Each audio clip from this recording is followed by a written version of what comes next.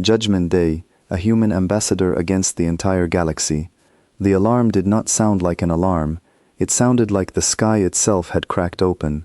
I was standing on the observation deck of the Earth Defense Council building when the light appeared above the clouds, a single point of white fire that grew larger every second. My coffee cup was still in my hand. I remember that detail because I dropped it a moment later, and the sound of it shattering on the floor was the last quiet sound I heard for a long time. The ship that broke through our atmosphere was unlike anything humanity had built. It was 3 kilometers long, shaped like a curved blade, and it moved without any visible engines, as if the laws of physics had simply agreed to step aside for it. Every radar station on the planet had already lost track of it twice before it slowed to a stop over the Atlantic Ocean, hovering there like a judge waiting to speak. My name is Cassian Reyes. 15 years ago, I was a linguistics researcher with a passion for dead languages and a habit of talking to myself while working. Nobody in my family expected me to end up here, staring at an alien warship through a reinforced window, knowing that my next choice would decide whether billions of people lived to see another sunrise. The ship did not fire. It did not send any comm signal we recognized.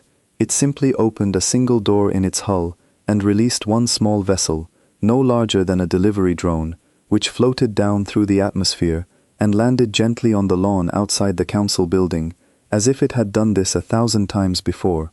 Soldiers surrounded it immediately, weapons raised, shouting orders that the object ignored completely. Then it spoke, not through a speaker, but directly into every mind within 100 meters, a technique so advanced that 3 of our soldiers dropped to their knees clutching their heads, more from shock than pain. I felt it too, a voice that was not a voice, cold and precise, speaking in perfect English, as if it had studied our language for centuries and found it beneath its full attention. It said one sentence: "Humanity has been found guilty of unprovoked aggression against galactic peace, and must send a representative to answer for its crimes, or face immediate correction." Correction. That word would follow me for the rest of my life. I did not understand yet how much weight it carried, but I understood the tone. It was not a threat. It was a formality, the kind of thing you say to someone you have already decided to remove from the picture, purely so you can say afterward that you gave them a chance. Within an hour, every government on Earth was in an emergency session, either in person or through secure video links that kept freezing under the strain of a planet trying to process the end of its isolation all at once. I was not supposed to be in that room. I was a translator, a researcher, a nobody with a security clearance that let me sit quietly in the back and take notes. But when the leaders began arguing about who should be sent to answer for humanity's crimes, when 3 separate volunteers were quietly disqualified for having military records that the aliens might interpret as more evidence of aggression, when the room fell into a heavy, exhausted silence because nobody wanted to be the one who spoke for an entire species and possibly signed its death warrant, I stood up. I do not fully remember what I said. I remember it was not brave sounding. I remember my voice cracked twice.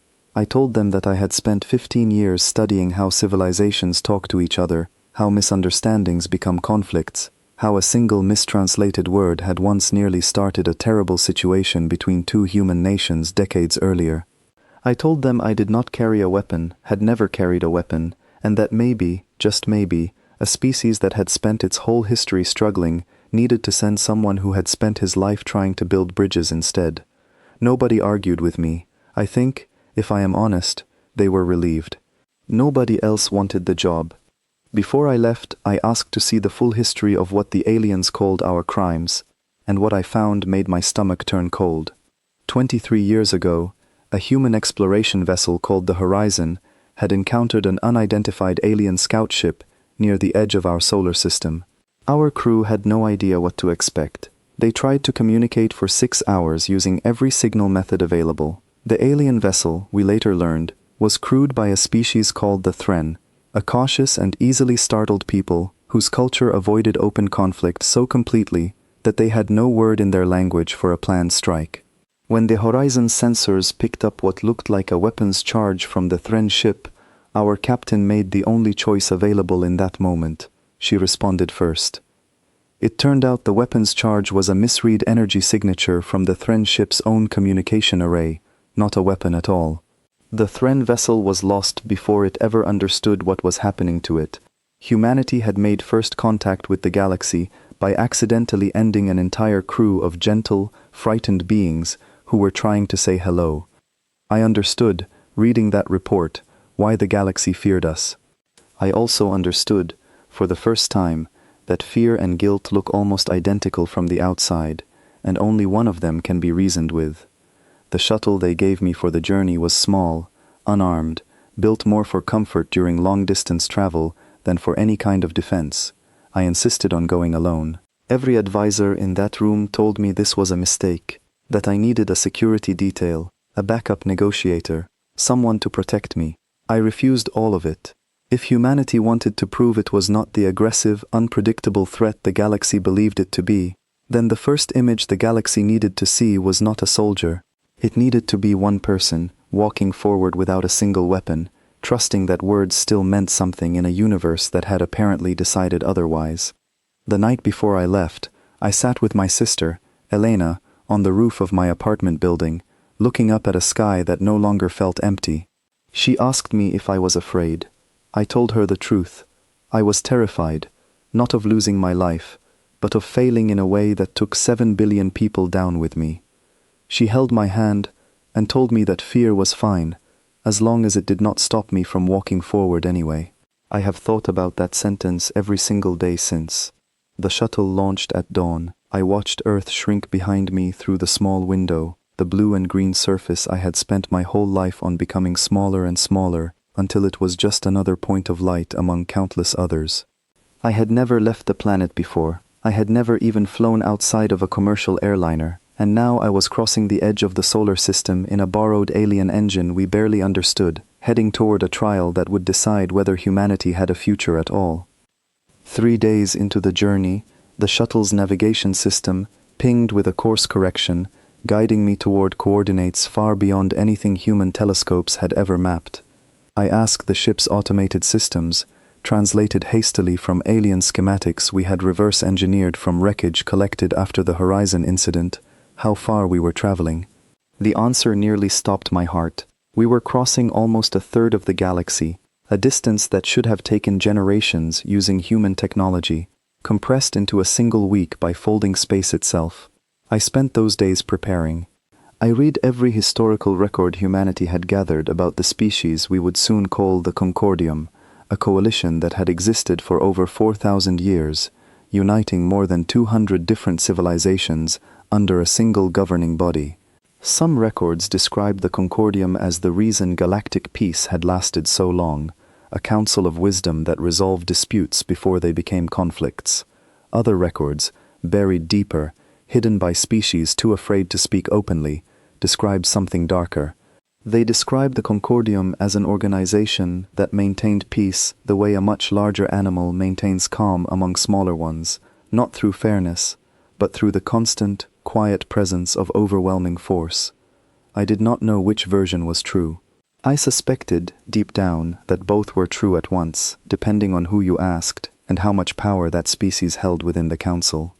On the 6th day, my shuttle's sensors began picking up something ahead of us, a shape so large that at first I assumed it was a natural formation, an asteroid field or a small moon. It was not. As we drew closer, the shape resolved into ships, hundreds of them, then thousands, then more than I could count, an entire fleet spread across a distance so vast that my shuttle's tiny sensor array struggled to display it all on one screen. I stood at the window and watched as we passed between them, dwarfed like a single grain of sand, drifting through a canyon built from steel and starlight. Some of the ships were sleek and impossibly fast-looking, built for speed.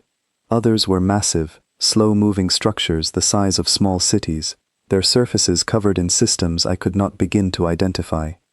I counted 11 distinct species designs among just the ships closest to my path, each one representing a civilization I had never heard of a month earlier, each one now watching a single unarmed human vessel carrying the entire fate of my species inside it. My hands were shaking. I forced myself to breathe slowly, the way I had trained myself to do during difficult negotiations back on Earth. in rooms far smaller and far less overwhelming than this one. I reminded myself why I had volunteered. Someone had to walk into that fear without flinching, or humanity would never get the chance to explain itself at all. A voice came through my shuttle's comm system, translated instantly by the onboard system into clear, calm English. It instructed me to proceed toward a structure at the center of the fleet, a station unlike anything else around it. As we approached, I began to understand what I was looking at, and the sight nearly made me lose my composure entirely. The station was built from the remains of other vessels, not new construction, not sleek alien architecture, but the fused, welded-together wreckage of dozens of different ships, each one clearly belonging to a different species, each one clearly taken apart rather than simply retired. It was a monument built from defeat, a structure that seemed designed specifically to remind every visitor exactly what happened to civilizations that failed to satisfy the Concordium. I understood then, with a clarity that settled cold and heavy in my chest, that I was not flying toward a courtroom. I was flying toward a place of judgment that occasionally, if you were fortunate and clever enough, let you walk back out again. My shuttle was guided into a docking bay large enough to hold 100 vessels like mine. The moment the docking clamps engaged, the artificial gravity shifted, and I felt the full weight of where I now stood settle into my bones. I gathered myself, straightened my jacket, a simple dark gray suit, chosen specifically because it carried no military insignia, no flag, nothing that could be misread as a symbol of aggression. I wanted the first image of humanity that the galaxy truly saw, up close, to be something calm, something reasonable, something that did not look like a threat, no matter how deeply the galaxy had already decided otherwise. The doors of my shuttle opened onto a corridor lit by a soft blue light that seemed to come from the walls themselves. Waiting there was a figure unlike anything I had prepared for in my research. It was tall, nearly 8 feet, with a body structure that seemed to shift slightly as it moved, as though its very shape was fluid rather than fixed. Its face held no eyes that I could see, only a smooth surface with faint patterns of light moving beneath it. Patterns I would later learn served the same purpose human facial expressions did, if you knew how to read them. It introduced itself, through a translation device fixed to its chest, as Vane, a liaison assigned to guide me through the trial process. Its voice carried no warmth and no hostility, simply the flat efficiency of someone who had performed this exact task many times before, for many different, doomed species. I asked Vane a single question before we began walking. I asked how many species had stood trial before the Concordium in the past, and how many of them had walked away afterward as free, independent civilizations. Vane paused. It was the first genuinely human-sounding hesitation I had heard since arriving, and for a brief moment I thought perhaps it would refuse to answer. Instead, it told me the truth, delivered with the same flat, careful tone it had used for everything else. In the recorded history of the Concordium, 187 species had stood trial. 6 had been found blameless and released without restriction. The rest had faced consequences ranging from strict oversight to the complete unmaking of their civilization. 6 out of 187. I did the math instantly, and the number settled into my chest like a stone dropping into deep water. Just over 3%. I was walking into a system that, historically, ended 97 out of every 100 species brought before it. I did not let Vane see how much that number frightened me. I simply nodded, thanked it for the honesty, and asked to be shown to wherever the trial would begin. Whatever happened next, I intended to be the 7th name on that very short list of survivors, and I intended to get there without needing anyone to protect me, without a single weapon, and without ever raising my voice above the calm, steady tone that 15 years of studying how species speak to each other had taught me was the only real strength that mattered. As we walked deeper into the station, past windows that revealed the endless fleet outside, past beings of 100 different shapes who stopped and stared at me, with an expression I can only describe as a mixture of curiosity and dread, I made myself a promise. Whatever they believed about humanity, whatever fear had built up over 23 years since that terrible misunderstanding near the edge of our solar system, I would not let this trial end in silence. I would speak until they either understood us or ran out of patience to listen. Either way, I was not turning back now.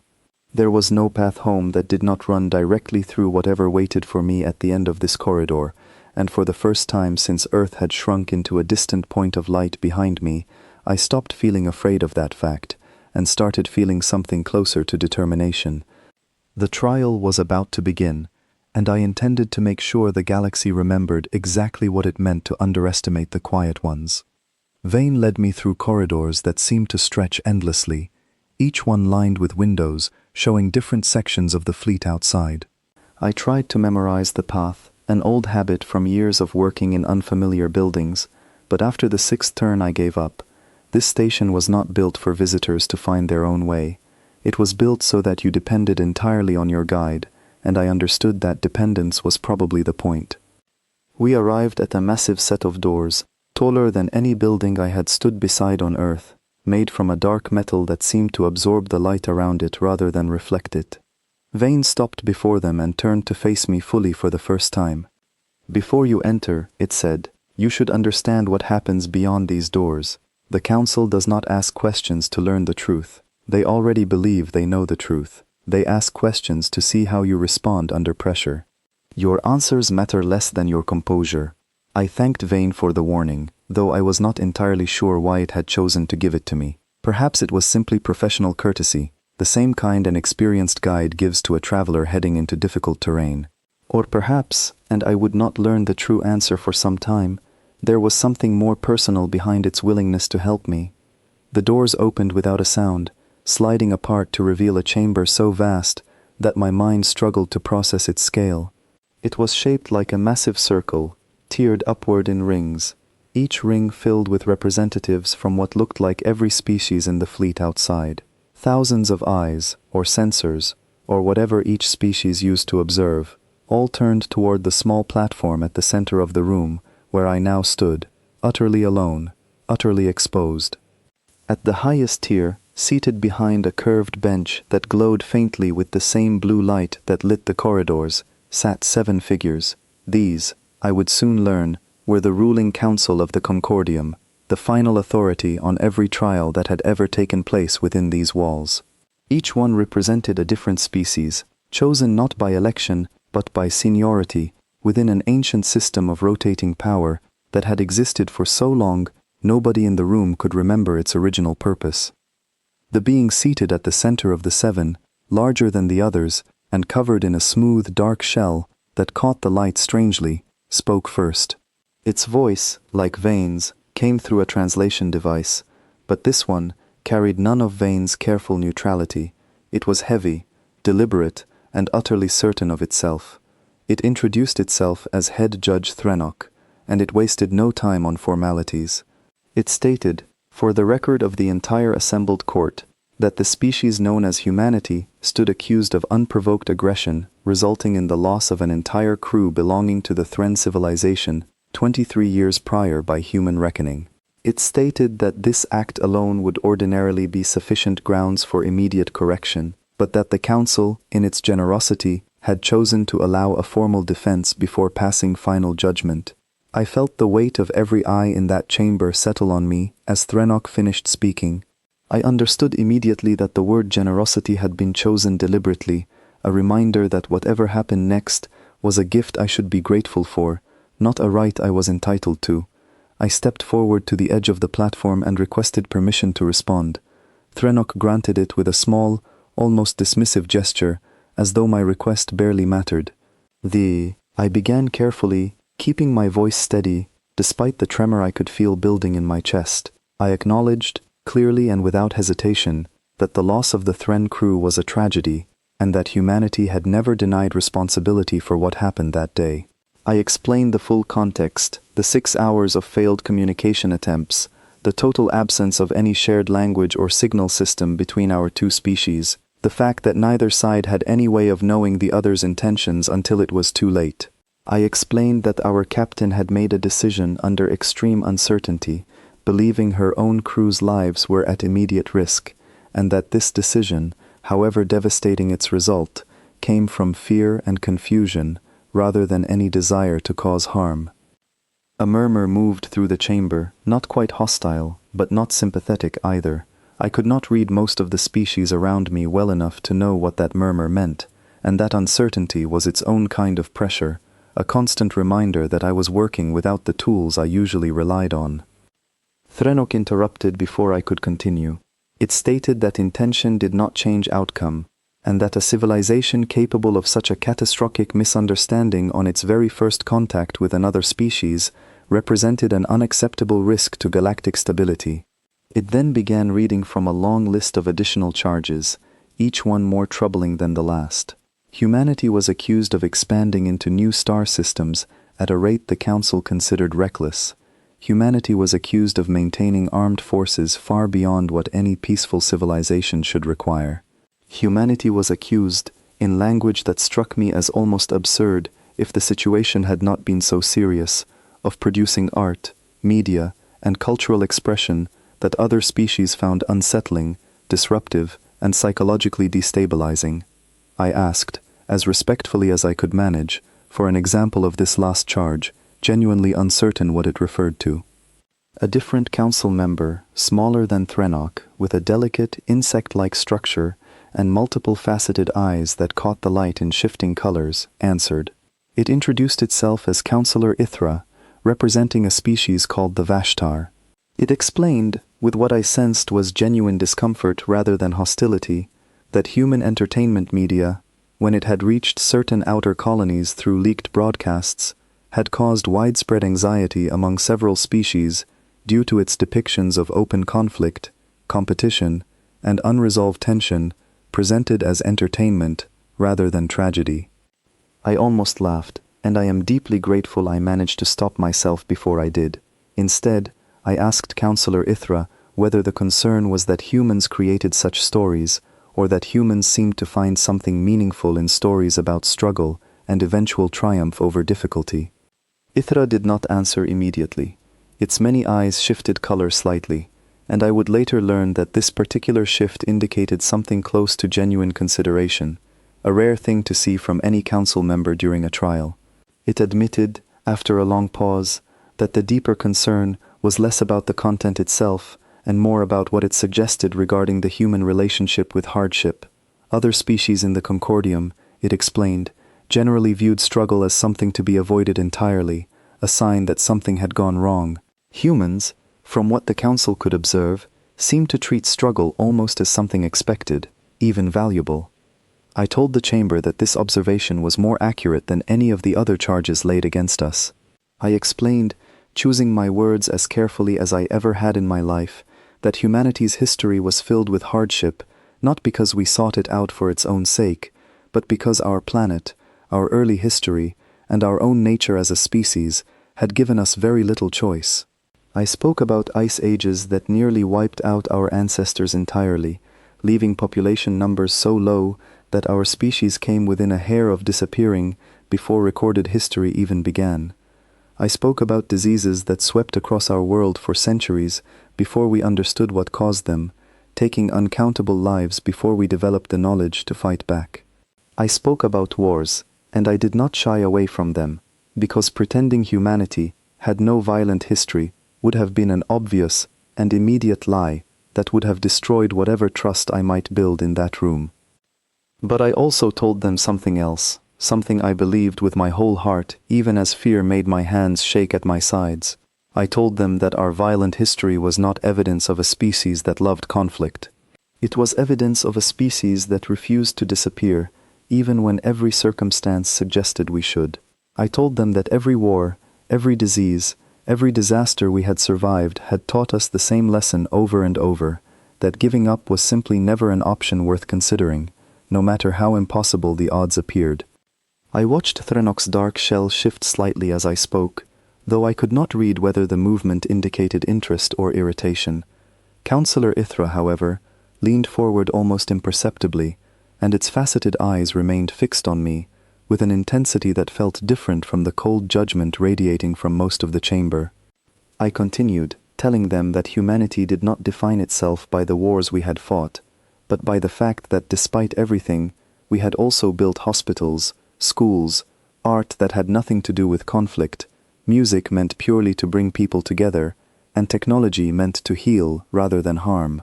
I told them that judging an entire species by its worst historical moments, without acknowledging the countless quieter moments of kindness and cooperation that vastly outnumbered them, was not justice. It was fear, wearing the appearance of justice. The chamber fell silent after I finished speaking, a silence heavier than any I had experienced before. I did not know if I had helped my case or damaged it further. I only knew that I had spoken the truth as clearly as I understood how to speak it, and that whatever happened next was now, at least partly, out of my hands.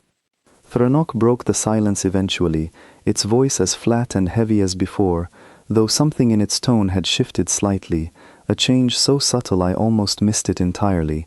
It stated that the council would take a recess before continuing, allowing time to review additional evidence before the trial resumed. I asked, before Vane could lead me away, what additional evidence remained to be reviewed, given that the trial had only just begun. Thranok did not answer directly. It simply stated that the recess would begin immediately, and that I would be escorted to private quarters until the council was ready to reconvene. As Vane guided me back through those endless corridors, away from the massive chamber and its thousands of watching eyes, I felt a cold unease settle over me that had nothing to do with exhaustion from the journey. Something about the timing of that recess felt wrong. I had made progress, I was almost certain of it, judging by Ithra's reaction if nothing else, and it was precisely at that moment, right as the tide seemed to be shifting even slightly in my favor, that Thranok had chosen to pause the proceedings entirely. I asked Vane directly, as we walked, whether recesses were a normal part of every trial, or whether this one felt unusual to it as well. Vane was quiet for a long moment before answering, and when it finally spoke, its voice carried a weight I had not heard from it before. It told me that, in its experience, recesses were sometimes called simply to allow the council time to rest, but it admitted, carefully, that they were also sometimes called for other reasons it was not permitted to discuss openly within these walls. I asked what those other reasons might be. Vane did not answer that question at all. It simply led me the rest of the way to my quarters in silence, and left me there with a single quiet warning before the door closed behind it. It told me to trust nothing that happened during this recess, and to be ready for anything when the trial resumed. I sat alone in that small, unfamiliar room, staring at walls built from a material I could not identify, listening to the distant hum of a fleet built to destroy my entire species if a handful of powerful beings decided that was the correct outcome. And for the first time since I had volunteered for this mission, I allowed myself to fully consider the possibility that no amount of careful words, no amount of honesty or composure, would be enough to change what had likely already been decided long before my shuttle ever crossed into that fleet. But I refused to let that thought settle into despair.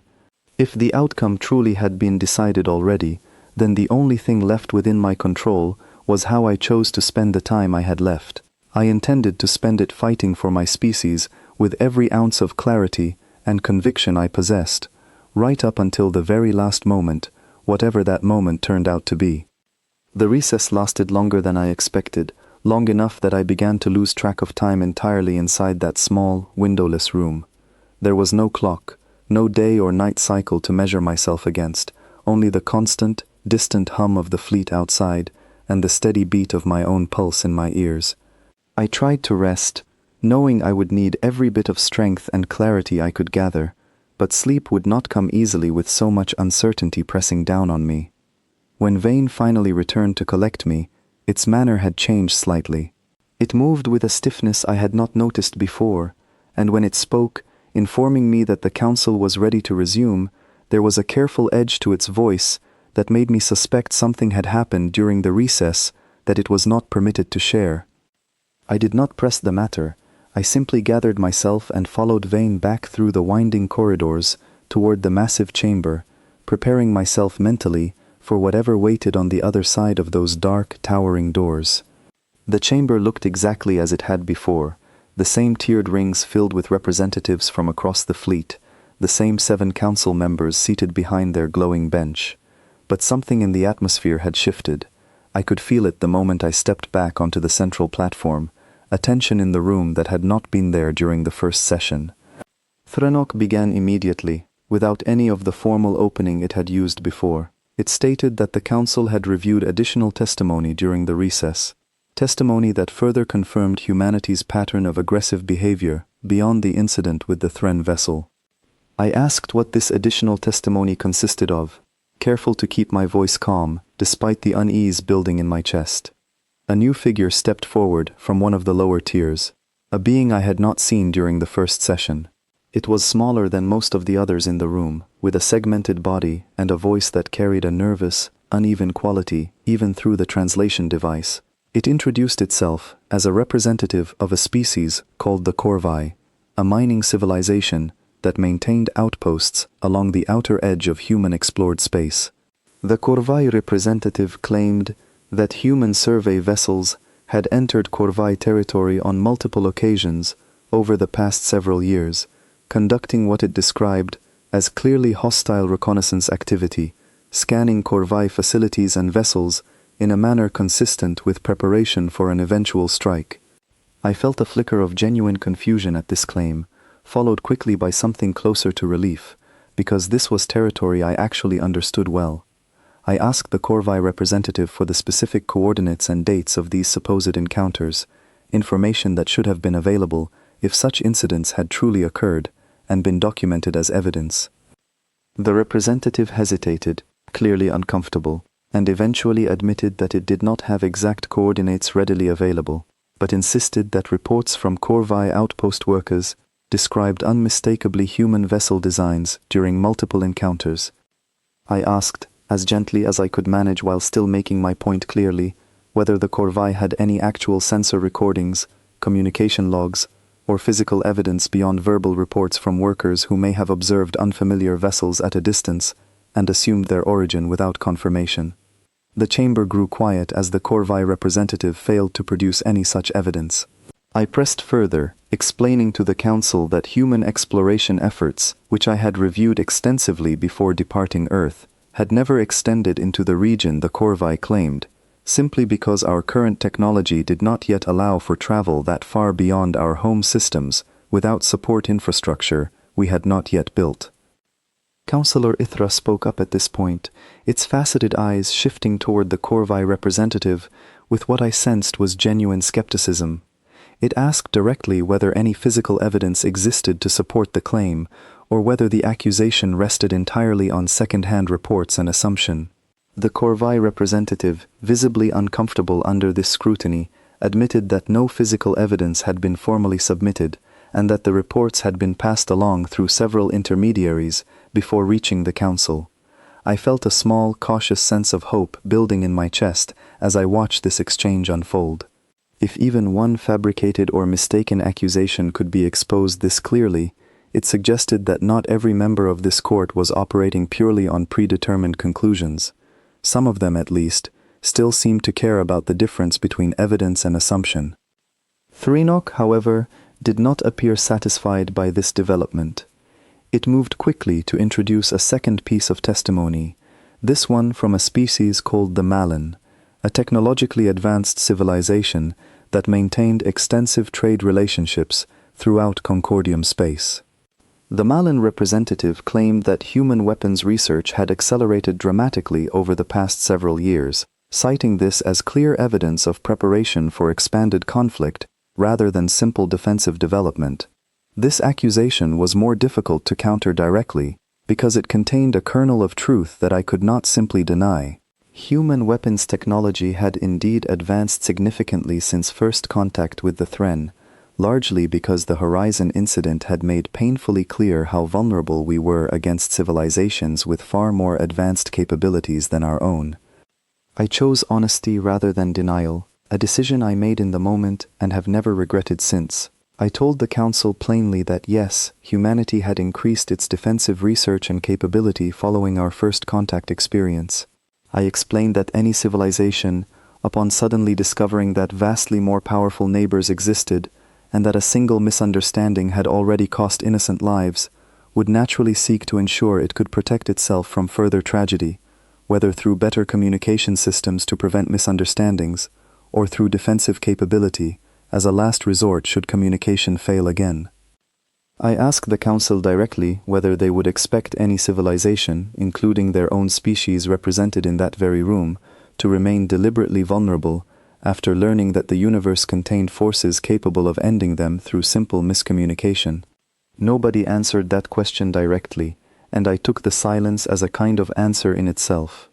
The trial continued for what felt like hours, accusation after accusation brought forward, some clearly rooted in genuine, tragic history, others increasingly revealed as exaggeration, second-hand rumor, or outright fabrication once I pressed for specific evidence. I found myself growing more confident with each exchange, not because the danger had lessened, but because I began to understand the actual shape of what I was fighting against. This was not simply a court seeking truth.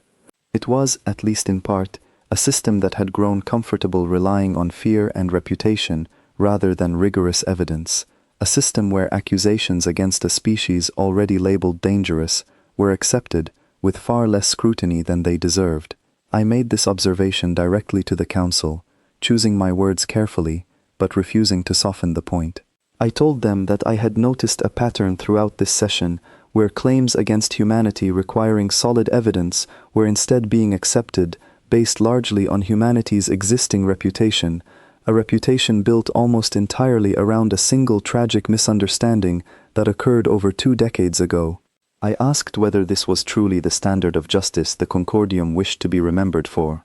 The chamber erupted into murmurs and shifting movement across the tiered rings, a reaction unlike anything I had witnessed during the earlier portions of the trial. Some of it felt hostile, representatives clearly uncomfortable with having their process questioned so directly by the very species on trial. But some of it, and this was the part that gave me genuine hope, felt different.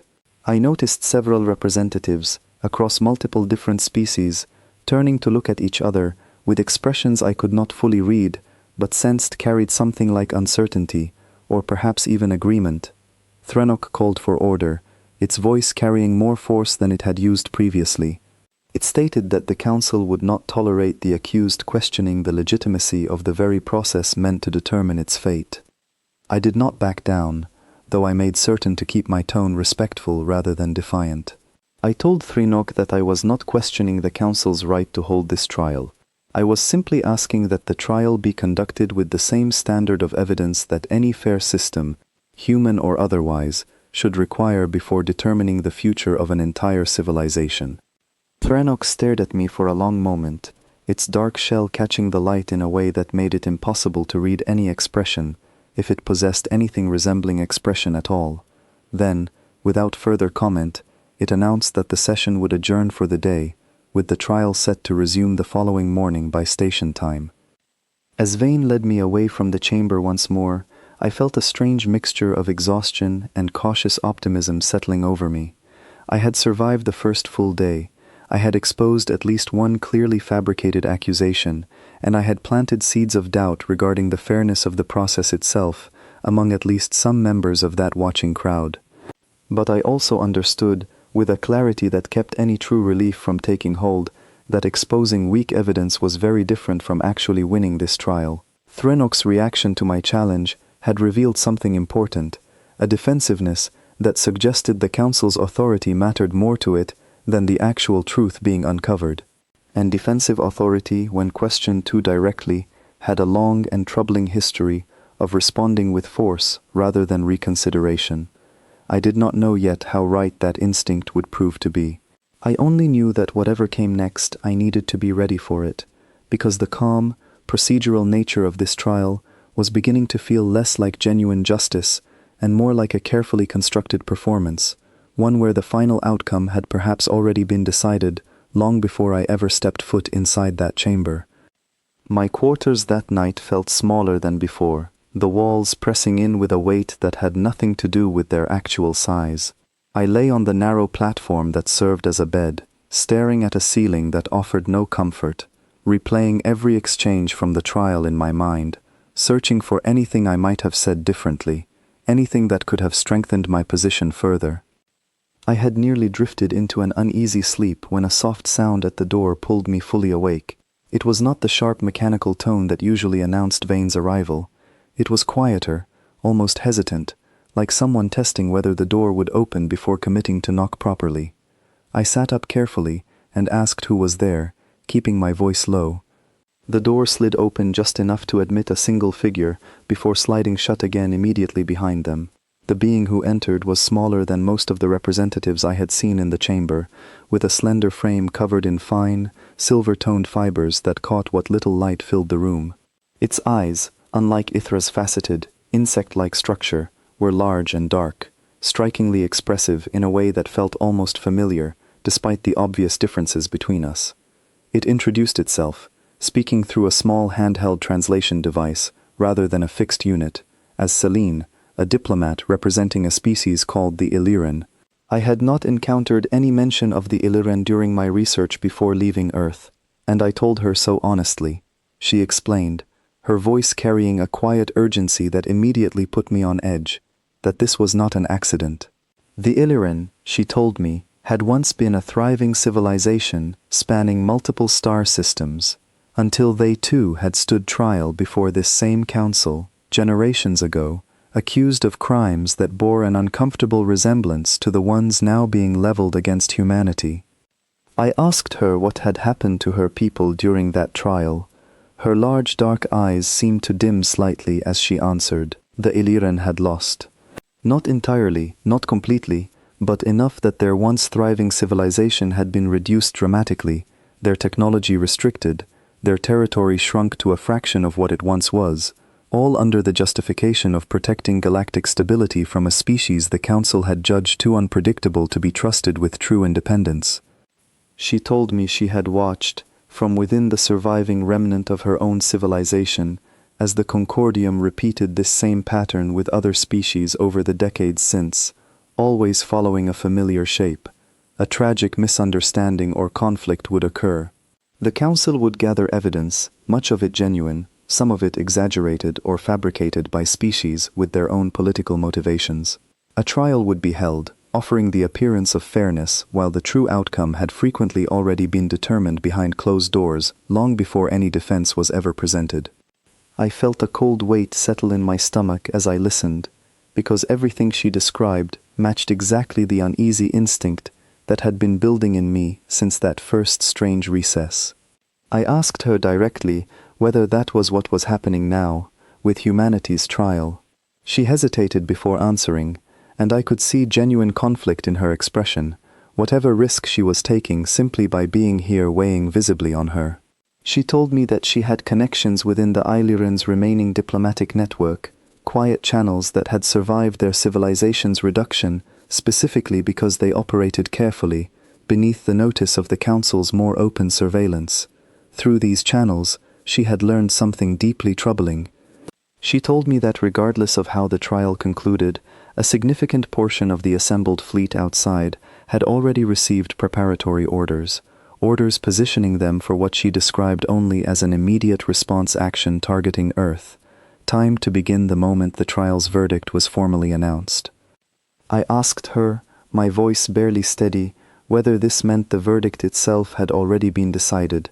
She told me she did not know for certain, but that the timing of those orders suggested the Council, or at least a powerful faction within it, intended to act regardless of what conclusion the formal trial reached. Whether I won every argument brilliantly or failed to speak a single word in humanity's defense, the fleet appeared ready to move the instant the verdict was read. I sat in silence for a long moment, trying to absorb what she had just told me. Every ounce of careful preparation, every argument I had built, every moment of cautious hope I had allowed myself to feel after exposing the Corvi's weak evidence, suddenly felt fragile against the possibility that none of it might matter at all.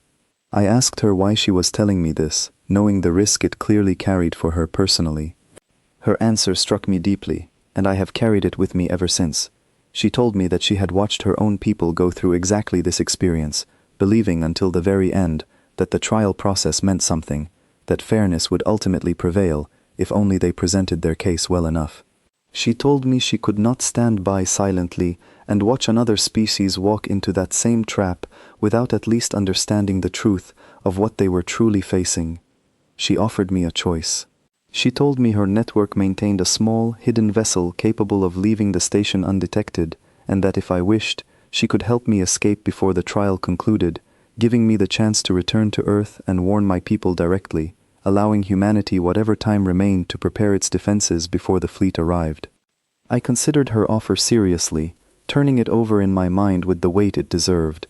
Fleeing now would mean abandoning the trial entirely, giving up any chance, however small, of achieving a genuine legal victory that could stop the coming conflict before it started. But it would also mean Earth received direct warning immediately, rather than remaining completely unaware until an overwhelming fleet appeared without any notice at all. I asked her whether there was any way to accomplish both, whether I could send warning to Earth while still remaining here to continue the trial itself. She thought about this for a long moment, her expressive eyes narrowing slightly in concentration. She told me that her network did maintain limited communication channels capable of reaching beyond Concordium-controlled space, channels that had survived specifically because they were rarely used and therefore rarely monitored closely. She warned me that using such a channel carried genuine risk of discovery, but that it was possible. I made my decision quickly, before doubt could creep in and weaken my resolve. I told her I intended to stay and finish the trial, that walking away now, even with good intention, felt like exactly the kind of retreat that would confirm every fear the Council held about humanity being unpredictable and unwilling to engage honestly with consequences. But I asked for her help sending a coded warning back to Earth immediately, giving my people whatever preparation time they could gather, regardless of how the trial itself concluded. Celine agreed without hesitation, and together we spent the remaining hours of that long, uneasy night crafting a message brief enough to transmit quickly and quietly, yet detailed enough to convey the seriousness of what Earth might soon be facing. I gave her the specific coordinates for Earth's defense communication network, information I carried memorized specifically for a situation exactly like this one, and she promised to route the message through her network's hidden channels before the sun rose on the station's internal clock. Before she left, she gave me one final piece of advice, something she told me she wished someone had given her own people's representative all those years ago. She told me that the Council responded to confidence and evidence, not to pleading or desperation, but that they also responded, whether they wished to admit it or not, to being caught clearly and publicly in dishonesty. She told me that if I could find proof of the fleet's early mobilization, proof that the trial's outcome had already been predetermined, regardless of the actual proceedings, presenting that evidence publicly, in front of the entire assembled court, might be the only thing powerful enough to shift the outcome at this late stage. I asked her if she would be willing to help me find such proof, and more importantly, whether she would be willing to stand beside me and confirm it publicly if I found it, understanding fully the danger that would place her in, given her own people's difficult history with this very council. She was quiet for a long moment, and I could see the weight of that decision moving behind her dark, expressive eyes. Finally, she told me that her people had stayed silent once before, believing silence was the safer path, and that silence had cost them everything they once were. She told me she was done staying silent, regardless of what it might cost her this time. As she slipped back out through the door, disappearing into the dim corridors beyond, I sat alone once more, in that small, unfamiliar room, but something had shifted inside me. The fear was still there, sharper now than ever given what I had just learned. But beneath that fear, something steadier had begun to take root, a clear and specific purpose that had not existed quite as sharply before this conversation. I no longer needed simply to defend humanity's history and character before this court. I needed to expose the truth of what this court itself had become, and I needed to do it in front of every single species watching, before that fleet outside received whatever final order would send it toward my home. Sleep did not come easily that night, but for the first time since arriving at that station, the tension keeping me awake felt less like helpless dread and more like focused, determined readiness.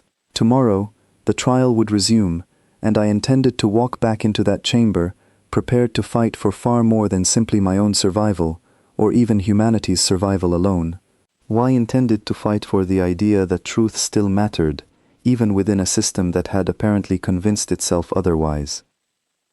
Morning, or what passed for morning within a station that manufactured its own artificial cycle of light and dark, arrived far too quickly.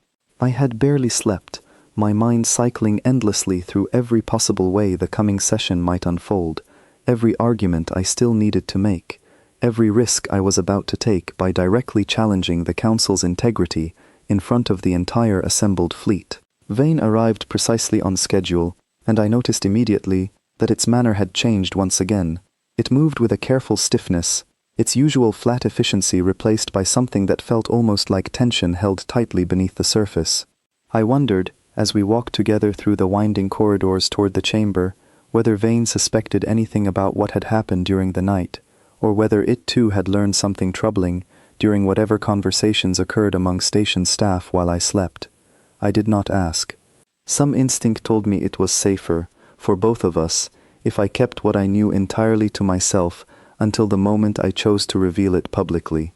The chamber felt different as I stepped back onto that central platform, though I could not immediately identify what had changed.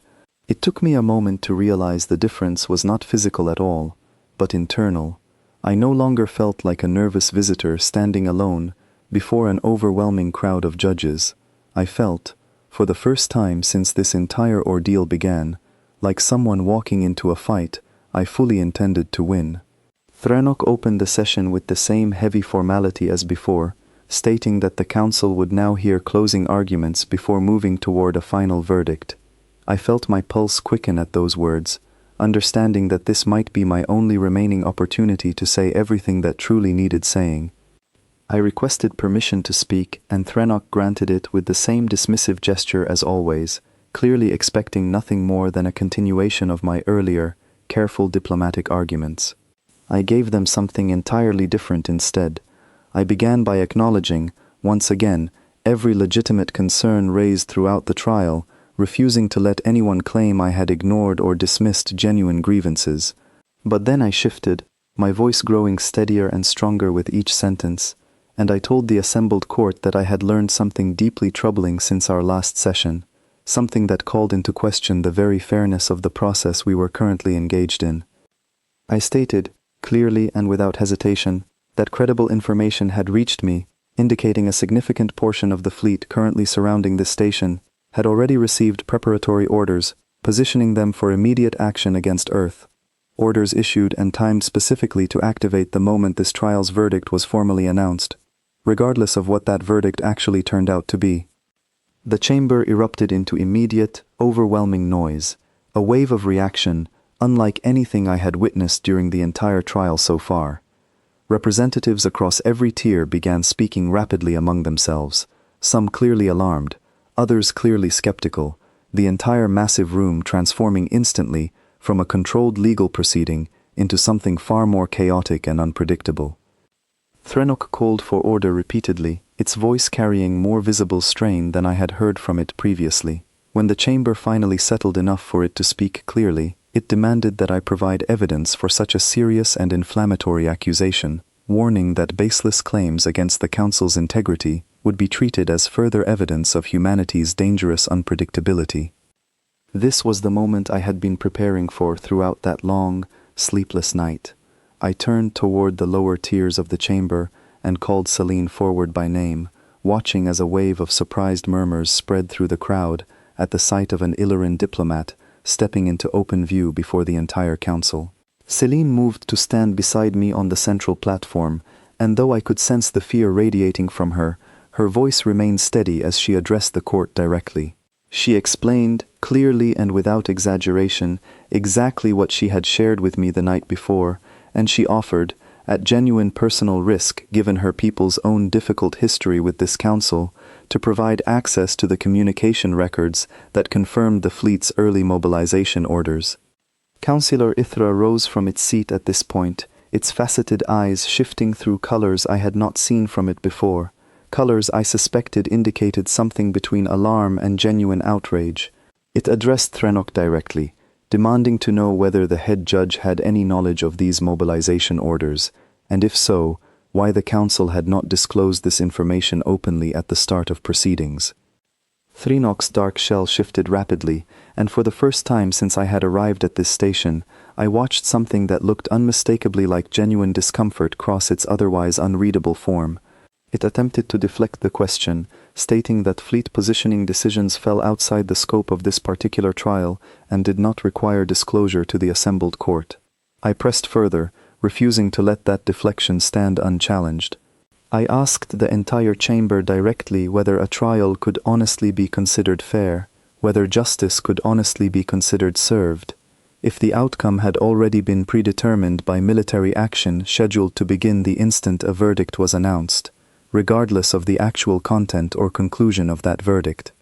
More representatives began rising from their seats across the tiered rings, voices overlapping as the chamber's controlled atmosphere continued dissolving into something far more unpredictable.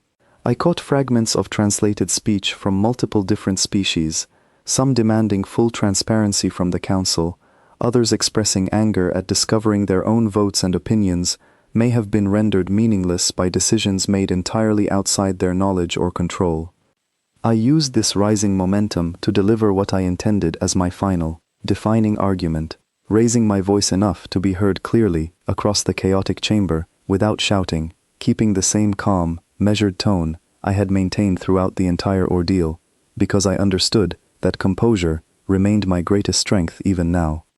I told the assembled court that humanity had made a terrible, tragic mistake in its very first encounter with another civilization, a mistake we had never once denied or attempted to excuse.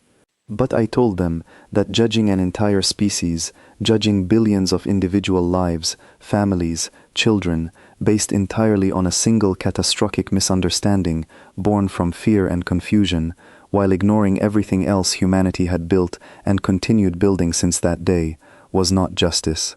It was exactly the same fear-driven, reactive decision-making that had caused the original tragedy in the first place, simply directed now from a position of overwhelming power rather than uncertain vulnerability. I told them that if this council truly represented fairness and wisdom accumulated across 4,000 years of galactic governance, then it owed humanity, and every species that might stand trial after us, a process built on genuine evidence and genuine consideration, not predetermined outcomes hidden behind careful procedure and impressive-sounding formality. I finished by asking them directly to judge humanity for who we truly were, a species capable of tremendous mistakes, yes, but equally capable of tremendous growth, tremendous care for one another, and tremendous determination to do better once we understood the consequences of our actions. I asked them not to judge us based on the worst version of ourselves that fear and rumor had constructed in their collective imagination. The chamber remained in a state of heightened, chaotic tension as I finished speaking. Representatives from dozens of species now engaged in open, urgent debate among themselves, several clearly directing pointed questions toward Threnok and the other council members that were met with increasingly strained, evasive responses. Threnok eventually called for an emergency recess, its voice carrying an edge of genuine strain that had not been present during any of its previous, more confident pronouncements. It announced that the council required time to review this new information before any final verdict could be responsibly issued. As Vane moved to escort me and Celine from the platform, I caught a brief glimpse of Counselor Ithra watching us both with an expression I finally felt confident enough to read clearly, despite the unfamiliarity of its features. It was something close to respect, mixed with a deep, uncomfortable reckoning with truths about its own council that it had perhaps never fully allowed itself to examine so directly before this moment.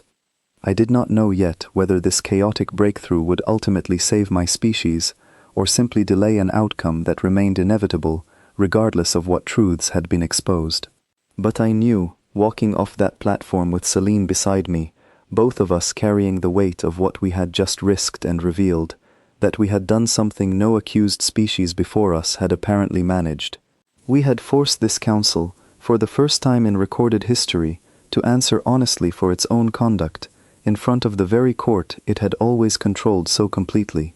Whatever happened next, that alone felt like a victory worth every risk it had cost us to achieve.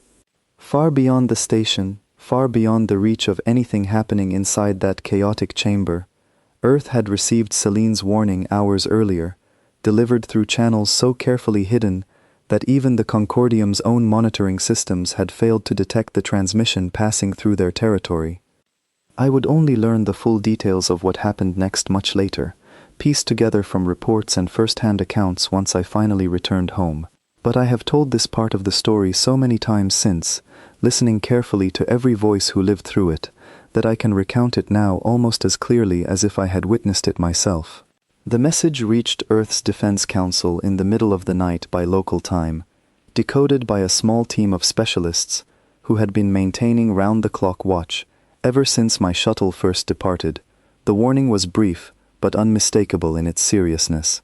A fleet capable of overwhelming force had already received orders to move toward Earth, regardless of the outcome of ongoing negotiations, and could arrive with little to no additional notice. What followed was, by every account I later gathered, the fastest and most complete mobilization in human history. Every defense fleet humanity had constructed since the Horizon incident, every experimental vessel built using reverse-engineered technology recovered from that first tragic encounter, every reserve pilot and engineer across the globe, all of it moved into position within hours, rather than the days or weeks such an effort should reasonably have required. Commander Adrian Voss, leading Earth's primary defense fleet from aboard the flagship vessel Meridian, later described those hours as the longest of his entire career. He told me, during a conversation we shared many months afterward, that he had never expected to command a fleet facing odds so severe that survival itself seemed almost beside the point, let alone actual victory.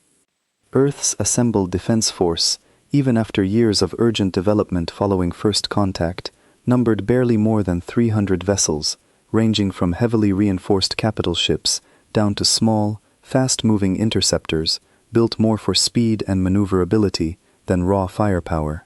Against this, intelligence gathered from long-range sensors suggested the approaching Concordium force numbered in the tens of thousands, a disparity so overwhelming that several senior officers reportedly argued, in those final tense hours before contact, that surrender represented the only rational choice remaining. Commander Voss refused to accept that conclusion, and when I asked him directly why, his answer echoed something I had said in that distant courtroom without either of us knowing the other had spoken similar words at nearly the same moment.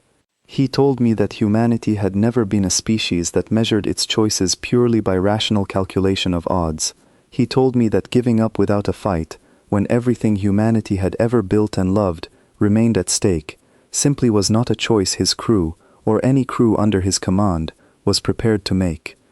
The Concordium fleet arrived exactly as Celine's warning had predicted, dropping out of faster-than-light travel in a formation so vast it darkened significant portions of Earth's visible sky, an image that would later be captured by countless observers below and would become, in the years following these events, one of the most widely recognized images in all of human history. Earth's fleet moved to meet them, not with any illusion of matching their overwhelming numbers, but with a strategy built entirely around buying time, around proving through sheer determination and tactical creativity that humanity would not simply stand by passively while judgment was carried out against us without our voice being heard.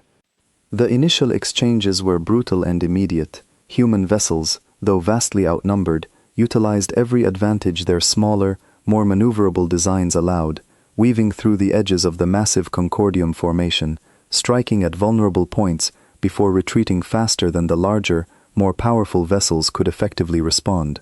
Losses mounted quickly on the human side, each one representing a crew, a family, a story that would never be finished, and I have never once, in all the times I have recounted this moment since, allowed myself to speak of those losses lightly or without the full weight of grief they deserve. But something remarkable happened as those brutal hours continued unfolding. The Concordium fleet, expecting an easy, overwhelming victory against a species they had already largely decided was doomed, regardless of the outcome, found itself facing something it had clearly not adequately prepared for. Human pilots, flying vessels built from technology barely 2 decades old, continued fighting with a tenacity and creative resourcefulness that began inflicting genuine, unexpected losses against a force that had anticipated nothing more than a brief, one-sided engagement. Commander Voss later told me that this was never truly about winning the battle in any conventional sense. He knew, as did every officer under his command, that Earth's fleet could not realistically defeat a force so overwhelmingly larger through direct confrontation alone. The true objective, understood clearly by everyone involved even if never stated explicitly in those chaotic final hours, was simply to survive long enough, to prove decisively enough, that whatever decision was ultimately reached regarding humanity's fate would be reached with full understanding of exactly what kind of resistance any attempt at destruction would actually face. Back aboard the station, far removed from the desperate battle unfolding above Earth, the emergency recess Threnok had called stretched on far longer than any previous pause in the trial. Celine and I were kept in a shared holding chamber this time rather than separate quarters, a small mercy that at least allowed us to support each other through the agonizing uncertainty of not knowing what was happening to our respective homes during this critical stretch of time. It was Vane who finally brought us news, arriving with an urgency that shattered its usual careful, professional composure entirely. It told us, its translated voice carrying something that sounded remarkably close to genuine distress, that reports had reached the station confirming active engagement between Concordium forces and Earth's defense fleet, engagement that had begun, despite the trial's verdict remaining officially unannounced. I felt something cold and desperate rise in my chest at this news, a fear sharper and more immediate than anything I had experienced throughout the entire trial process up to that point. Celine reached out and took my hand, her grip firm despite the visible tremor running through her own slender frame, and told me, quietly but with unmistakable conviction, that this confirmation, terrible as it was, also represented our strongest possible evidence yet. The fleet had moved before any verdict was announced, precisely as she had warned, and now that movement had been witnessed and confirmed by station monitoring systems that even the Council could not credibly deny. Vane led us both back toward the main chamber immediately, informing us that the Council had been forced into emergency session once again, this time facing a chamber full of representatives who had grown increasingly furious upon learning that military action had begun entirely independent of, and prior to, any formal decision reached through the trial process they had all supposedly gathered to witness fairly. As we approached those massive doors once more, I could hear raised voices echoing from within, even before they opened fully, a level of open conflict and disorder that felt entirely unlike the controlled, procedural atmosphere that had characterized every previous session of this trial. Whatever was happening now, inside this chamber, and simultaneously above the skies of my distant, desperately fighting home, had moved entirely beyond anyone's ability to fully control or predict. All I could do, stepping back onto that platform one final time with Celine steady beside me, was hope that the truth we had exposed, combined with whatever courage Earth's defenders were showing in that impossible battle above my home, would together prove powerful enough to change an outcome that had once felt so completely, hopelessly predetermined. The chamber I stepped into for the final time bore almost no resemblance to the controlled, procedural courtroom I had first entered days earlier. Representatives across every tier stood rather than sat, voices overlapping in urgent, unresolved argument, the entire massive space thrumming with a tension that felt like it could break into something far more chaotic at any moment. Threnok stood at the center of the council bench, and for the first time since I had arrived at this station, I saw something in its posture that looked unmistakably like a being struggling to maintain control over a situation rapidly slipping beyond its grasp. It called repeatedly for order, and though the chamber eventually quieted enough for proceedings to continue, the underlying tension never fully dissipated. Councillor Ithra rose before Threnok could speak further, its voice carrying an authority I had not heard from it during earlier sessions.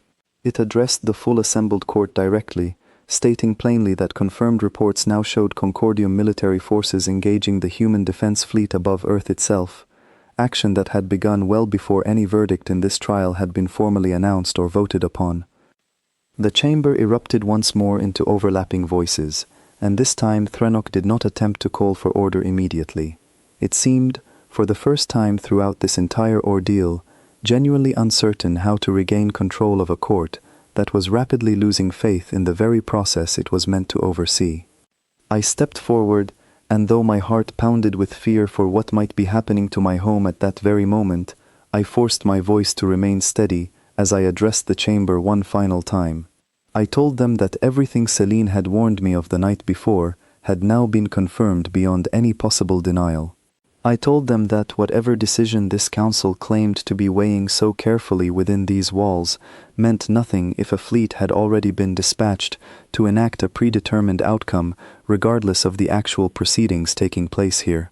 I asked the assembled representatives, every species watching from those tiered rings, whether they were prepared to allow their council, the body meant to represent fairness and wisdom across their entire civilization, to continue operating this way, deciding the fate of entire species through predetermined military action disguised behind the appearance of legitimate trial. Councillor Ithra called for an immediate emergency vote, not on humanity's guilt or innocence directly, but on whether the Council's current leadership had acted appropriately in authorizing military mobilization prior to any formal verdict. The demand spread quickly through the chamber, other representatives echoing the call until Threnok, visibly cornered by the weight of overwhelming pressure from its own assembled court, agreed to allow the vote to proceed. What followed was unlike anything recorded in the Concordium's 4,000 years of history, at least according to everything Vane later told me once calm had finally returned to the station. Representatives from every tier cast their votes openly, and as the results began tallying across the chamber's massive display, a clear and overwhelming majority condemned the Council's decision to authorize military action independent of the trial's actual conclusion. Threnok's authority collapsed almost immediately following that vote. Other council members who had remained largely silent throughout the chaos, now openly distancing themselves from decisions Threnok had apparently made with only limited consultation from the full council. Within minutes, an emergency order was issued, transmitted directly to the fleet engaged above Earth, commanding an immediate halt to all offensive action pending a full and proper resolution of the trial itself. I do not know exactly how many long, painful minutes passed between that order being issued and its actual reception by the fleet fighting above my home. Commander Voss later told me it felt like the longest stretch of his entire life, watching his rapidly diminishing fleet continue fighting against overwhelming odds, uncertain whether any rescue or reprieve would arrive before losses became too catastrophic to recover from. But the order did arrive, reaching the Concordium fleet just as Earth's defenders faced what many officers later admitted privately would likely have been their final, breaking engagement had the conflict continued even a few minutes longer. The massive alien fleet, mid-engagement, began withdrawing immediately, an act so sudden and unexpected that several human pilots later described a moment of pure, disbelieving silence spreading across their communication channels as the overwhelming force above them simply stopped. Back aboard the station, the full council reconvened one final time, this time with genuine deliberation rather than predetermined performance guiding their discussion. I stood on that central platform once more, Celine steady beside me, as representatives from across the fleet cast their final votes regarding humanity's actual fate. The verdict, when it finally came, arrived with an overwhelming majority I had genuinely not dared to hope for throughout this entire exhausting ordeal. Humanity was formally cleared of the original charges stemming from the Thren incident, the tragedy reclassified officially as a mutual, tragic misunderstanding rather than deliberate aggression. Every subsequent fabricated or exaggerated accusation brought forward during the trial was formally dismissed as well, once properly examined, without the pressure of predetermined conclusions clouding honest evaluation. Threnok and 2 other council members found to have known about or directly authorized the premature fleet mobilization were removed from their positions immediately, with Councillor Ithra stepping forward to help oversee a full, thorough review of the Council's practices going forward, a process I would later learn continued for years after these events, gradually reshaping how the Concordium approached trials for every species that came after humanity. I remember very little of the actual journey home, my mind and body finally allowing themselves to feel the full exhaustion of everything I had carried throughout those intense, uncertain days. What I remember clearly is stepping off my shuttle back on Earth, greeted not by the tense, frightened crowd I had left behind, but by a planet cautiously, carefully beginning to believe it might actually have a future worth building. Commander Voss and I met in person for the first time several weeks later, both of us still processing everything our respective battles, his fought with weapons and desperate maneuvering, mine fought with words and careful argument, had ultimately achieved together. He told me something that day I have carried with me ever since, a simple observation that captured everything this entire ordeal had taught me about my own species. He told me that the galaxy had never truly feared humanity's weapons, however quickly we had learned to build them. What the galaxy genuinely feared, he said, was something far harder to defend against and far harder to fully understand from the outside. It feared a species that, no matter how overwhelming the odds arrayed against it, no matter how completely outnumbered or outmatched it might be, simply never learned how to stop trying. In the months that followed, humanity was granted, for the first time, a permanent seat within the reforming Concordium Council, a small but genuine voice within a system that was slowly, imperfectly, beginning to learn better habits than the ones that had nearly cost my species everything. I still stand on that same rooftop sometimes, where my sister Elena once held my hand and told me that fear was fine, as long as it did not stop me from walking forward anyway. I look up at a sky that no longer feels empty, knowing now exactly what waits beyond it, the vast, complicated, occasionally frightening community of civilizations we have finally become a genuine part of. And I know, with a quiet, steady certainty that no trial or battle could ever fully shake from me, that this will not be the last time someone, somewhere among those countless stars, underestimates exactly what humanity is capable of when everything we love is placed at risk. We do not give up easily, we never have, and after everything I witnessed and lived through during those extraordinary days, I have come to believe, with my whole heart, that we never truly will.